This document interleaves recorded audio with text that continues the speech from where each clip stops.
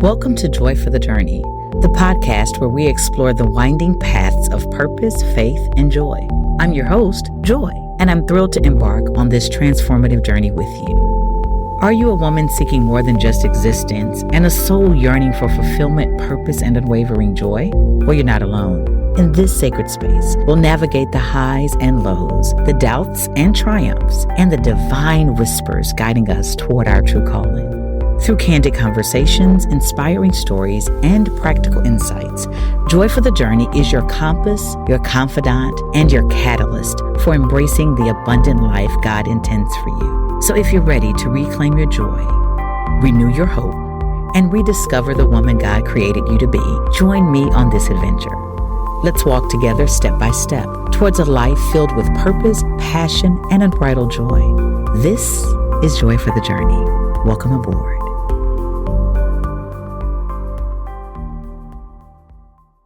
Hey, it's Joy Jackson, and welcome to Joy for the Journey.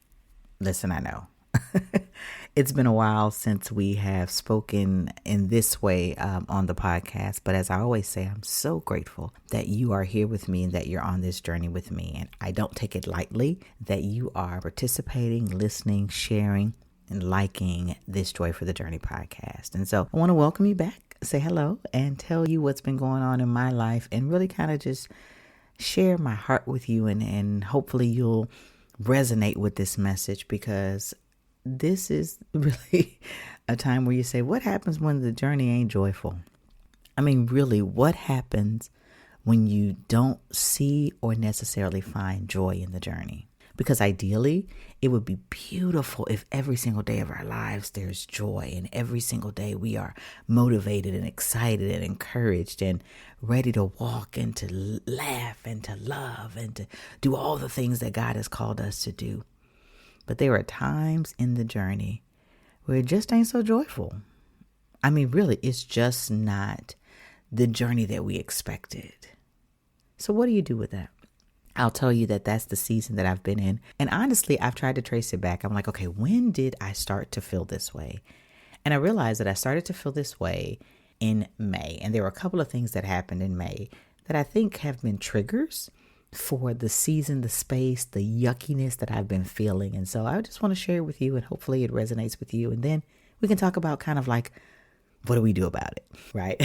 What do we do? How do we get out of it? What do we do differently? What is God asking of us? But first, we got to acknowledge it. Acknowledge that there's been a season, whether you're in it now or whether you've experienced it before. Or you're like, Joy, I don't really know, but I'm going to listen and check it out. There's a season when it's not always joyful. And for me, I believe the trigger was May. And it's interesting because May, two major things happened. The first one is my kids got out of school. Which is great, right? They got out of school.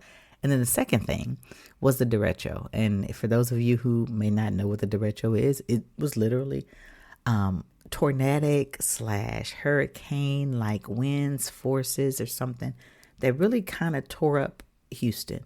And that was May 16th. I know the date because I've been filing insurance claims forever, but it was May 16th. And I've never been in a series of storms in that way. I'm from Houston. Baby, we do hurricanes, not easy, but we're familiar. But I had never experienced anything like that. So to have a tornado literally come down your street, to tear up your roof, to tear up your fence, leaves a sense of loss. And so to deal with that, to not have power for 4 to 5 days, to be displaced, it was grief. And I don't really think that I ever really grieved that. And I know some people are like, well, just move on. Well, listen, I believe that was the turning point for this journey changing for me. And I was like, okay, God, there's something different in me. There's something a brewing, and I don't know what it is. And so I tried a whole lot of things to figure it out. I really did. I was like, okay, so May just kind of took a funky shift. And it was crazy because I was in the middle of doing a series called Amazing, and the play on the word May, right? And if you know anything about me, or speaking of joy, you know that a lot of what I do is real time, because I plan a little bit, but I really desire for God to minister to me so that I can minister to you. So a lot of what you hear, a lot of what you read is real time. Now, some people will say that's not the best way to do business, but it's the most authentic way for me to do business. And so that's where I've been. So May had these things planned. Life took a turn. Kids got out of school. And I don't know about you, but when your kids get out of school, there's a different level of stress that happens. Because the same children who were able to get up every day and find purpose in going to school or not, or whatever they were doing, suddenly get really bored and suddenly begin to pull on you in ways like, oh my Lord Jesus, what am I supposed to do? So then for me, the idea of keeping them entertained and finding things for them to do so that they're not just idle and trying to take trips, all of that became pressure. And we're fighting with the insurance company and we're trying to figure it out. I'm still trying to grow this business that God has given me. So in May, it wasn't always joyful. And so then made it through May and, kicking and screaming, limping, but we made it. Tarp roof, fenced down.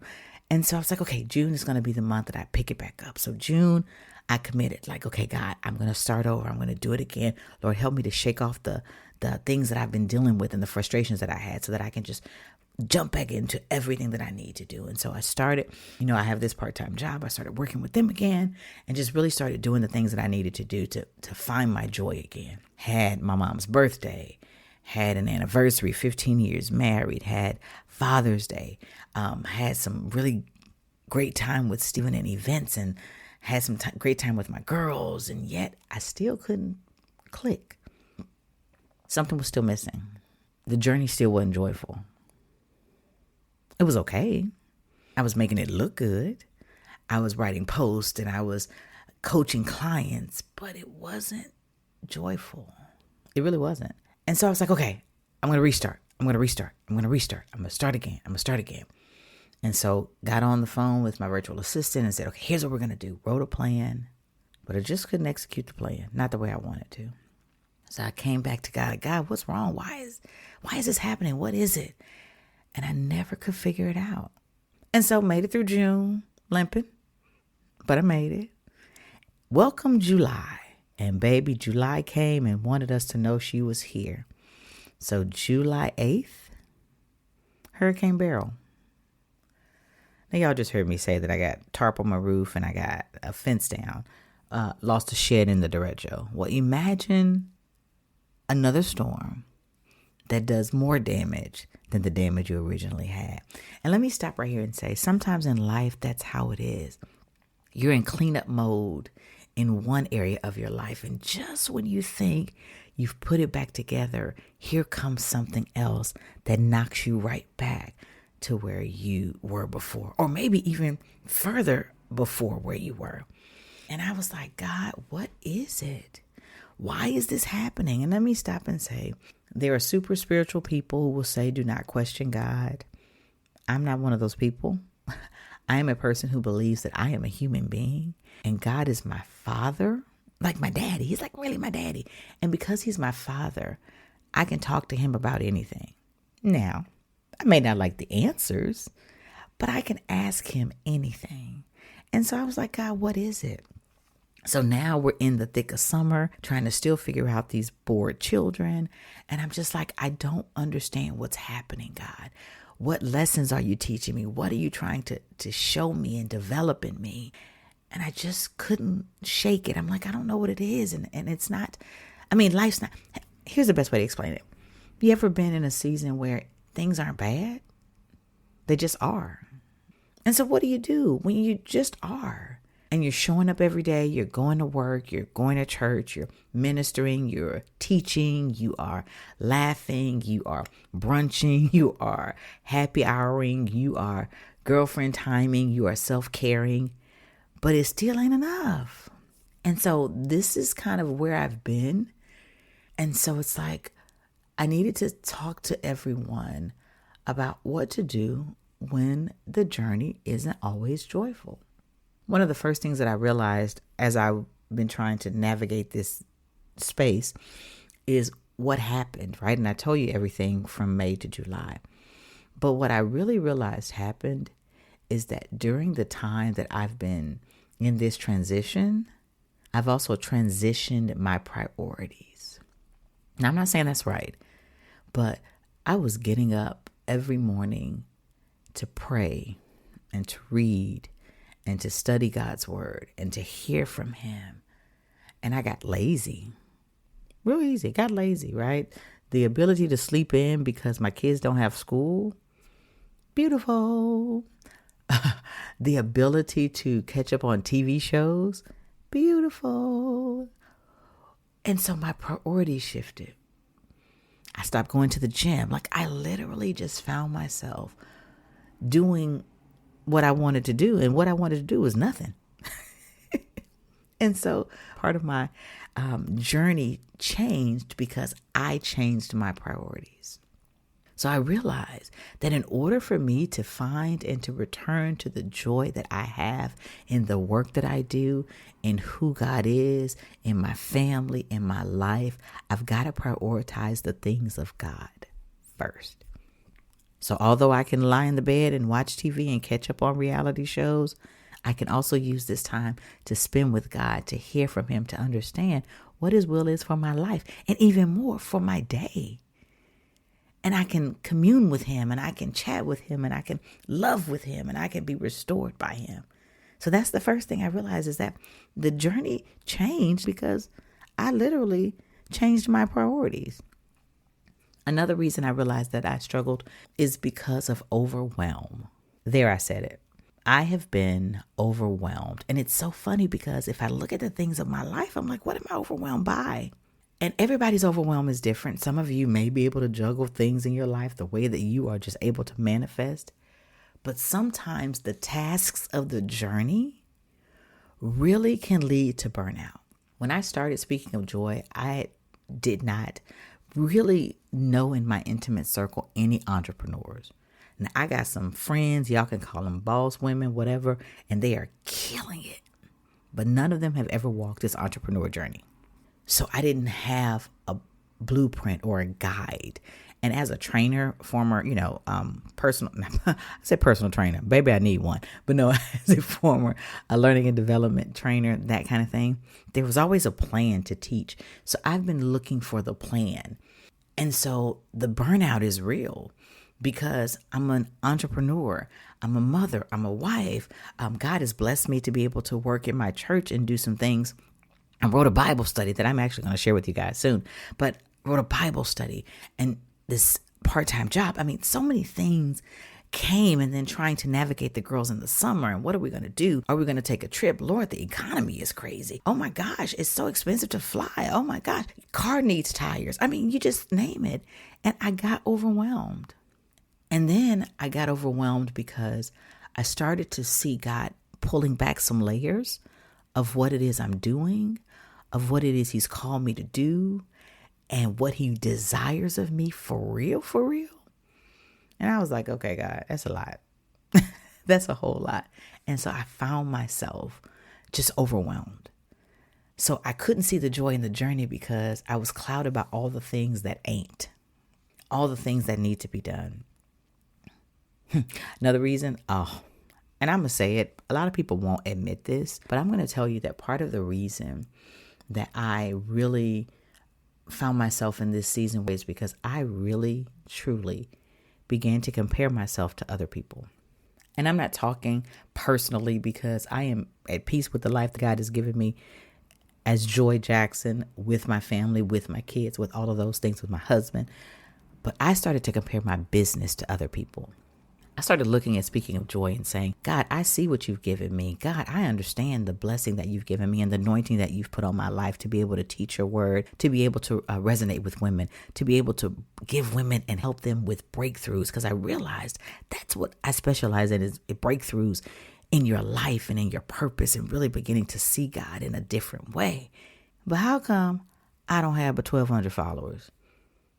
Or Lord, this podcast that you've given me, I get messages that's changing women's lives, but how come I only have 15 downloads? And then I started listening to other women and other ministries, and I was like, well, God, I'm saying what they're saying. And if I'm being honest, because, we be honest on this podcast. So why is it that Speaking of Joy is taking this road? And so I started to compare myself and the progress that I made, and I started to feel inadequate. I started to be doubtful. I started to really say, well, God, if this is what you've called me to do, why am I struggling? Because so-and-so isn't. And I started looking at other ministries and Googling. Google ain't your friend in times like this. But I started Googling and listening to podcasts and I was like, okay, God, yeah, when is it going to be my turn? So I literally started to compare myself. And if you've ever peeped into somebody else's yard and seen their flowers or seen something that they have, it can cause you to look at your own garden and be like, well, what's going on with these flowers?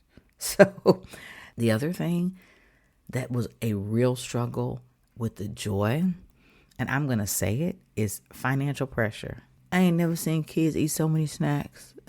It's amazing when they're in school, they don't need this many snacks. But when they're home, my pantry door and my refrigerator door stay open. Oh my gosh.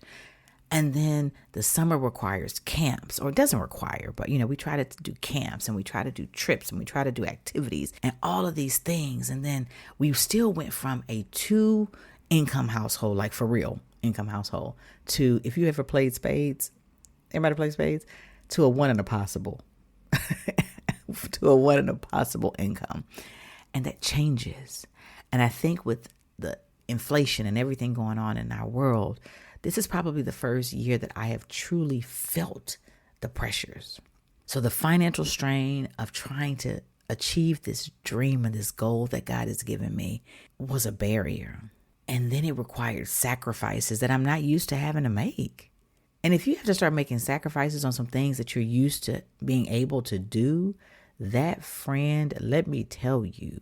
Now, let me stop here and say there's a difference between joy and happiness. And so I want to make sure that we understand that, because happiness is based on the external circumstances, whereas joy is something on the inside of you that is really given by God, that you can look at any situation, any circumstance, and you can still find the beauty and the love and the Christ and the opportunities and the possibilities in it. So that's the difference between happiness and joy. And I want to put that out there, because if I'm listening to this and you're listening to this, then it's like, well, Joy, did you really ever lose the joy? Or did you lose your happiness? Good question. We'll talk about that in just a second. But I'm telling you, this season, there are so many reasons that I felt like the joy changed. One of them was lack of clarity. So I am literally right now, July 24th, in a season of redefining, is probably the best word. Redefining, speaking of joy, and Joy Jackson. Okay, I'm going to say this, and this is the first time I'm saying it in this space. What I realize about speaking of joy, and I say it, but I have gotten it down in my spirit all the way to my toes.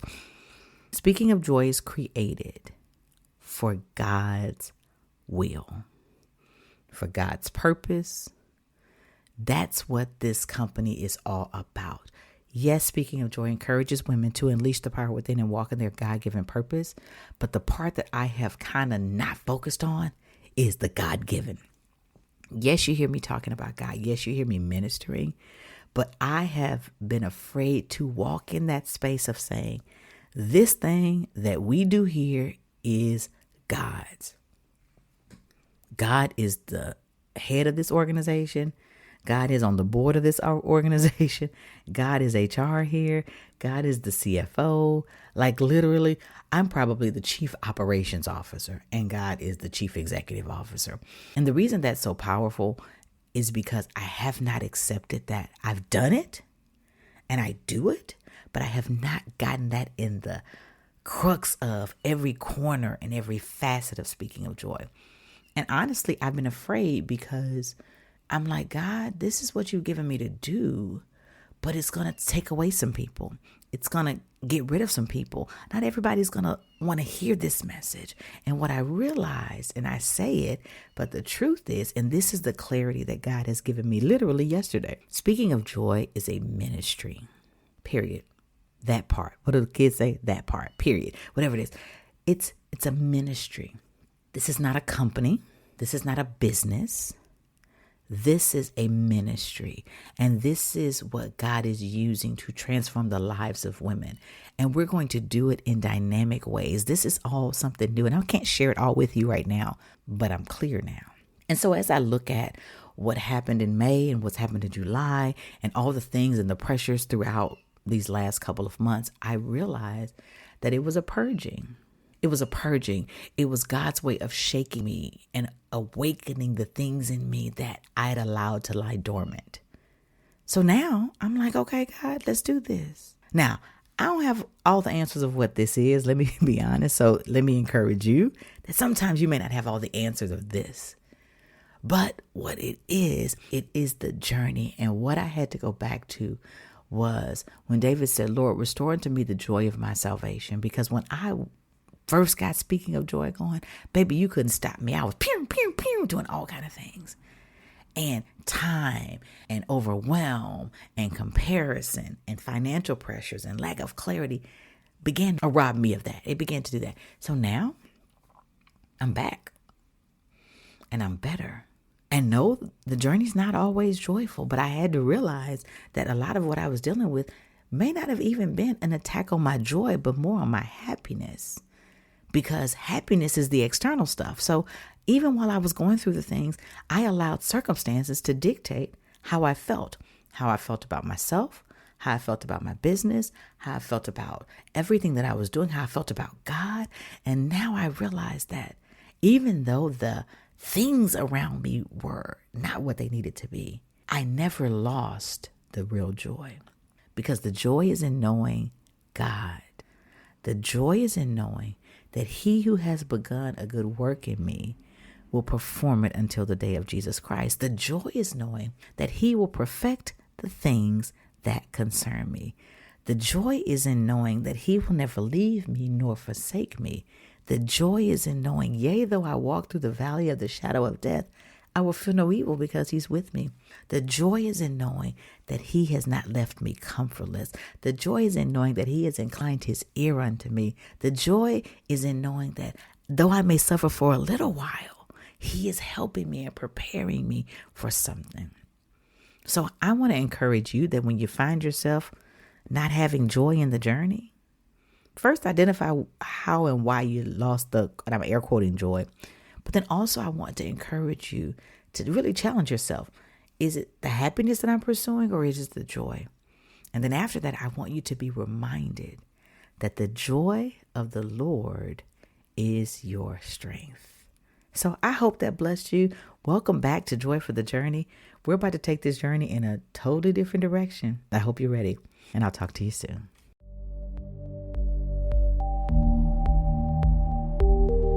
Welcome to Joy for the Journey, the podcast where we explore the winding paths of purpose, faith, and joy. I'm your host, Joy, and I'm thrilled to embark on this transformative journey with you. Are you a woman seeking more than just existence and a soul yearning for fulfillment, purpose, and unwavering joy? Well, you're not alone. In this sacred space, we'll navigate the highs and lows, the doubts and triumphs, and the divine whispers guiding us toward our true calling.